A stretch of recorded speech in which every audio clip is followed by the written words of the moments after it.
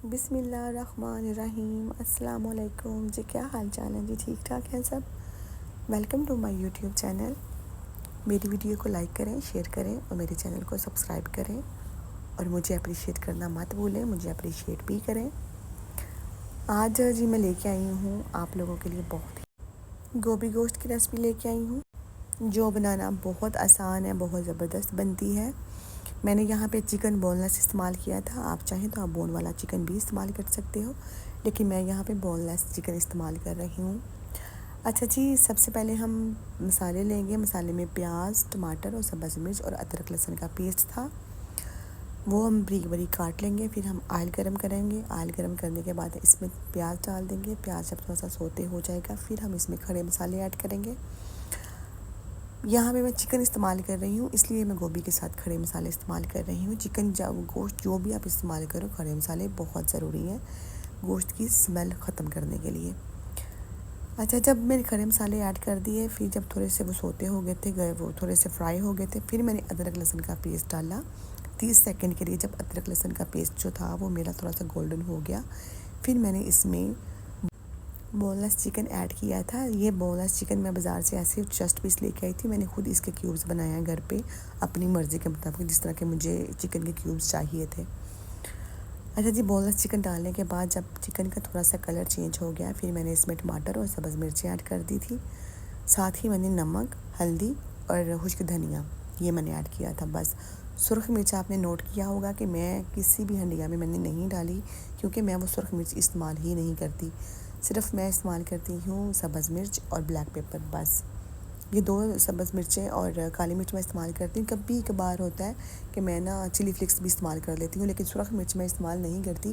वो मैं घर पे लाती ही नहीं, वो अच्छी नहीं होती, मैं इसलिए इस्तेमाल ही नहीं करती। वो ट्रैक जो है ना, वो स्टमक को पड़ती है। अच्छा जी, सारे मसाले डालने के बाद जब मैंने मसाले अच्छी तरह भून गए, तो फिर मैंने इसमें 2 से 3 टेबल स्पून जो था ना, वो मैंने दही के डाले हैं। दही डाल के दही का पानी अच्छी तरह खुश कर लिया था, भून लिया था। फिर मैंने इसमें गोभी को अच्छी तरह वॉश किया। फिर गोभी मैंने इस मसाले के अंदर ऐड किया। गोभी डालने के बाद हम इसको सारा मसाला मिक्स करेंगे। मिक्स करने के बाद हम इसको ढाँप देंगे, क्योंकि ये गोभी जो है ना, ये अपनी भाप के साथ ही गल जाएगी। हमें इसमें पानी शानी डालने की ज़रूरत नहीं पड़ेगी। हाँ, अगर आपको लगे कि जो हमारे गोभी है वो नीचे लग रही है या इसमें पानी की ज़रूरत है, तो आप एक छोटा सा छिंटा लगा सकते हो, हल्का सा, बस ज़्यादा पानी डालने की ज़रूरत नहीं है।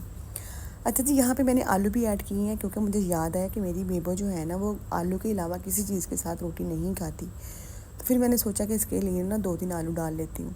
फिर मैंने इसमें 2-3 आलू भी डाले एंड में, ताकि बच्चों को देख के खाना बनाया जाता है घर में।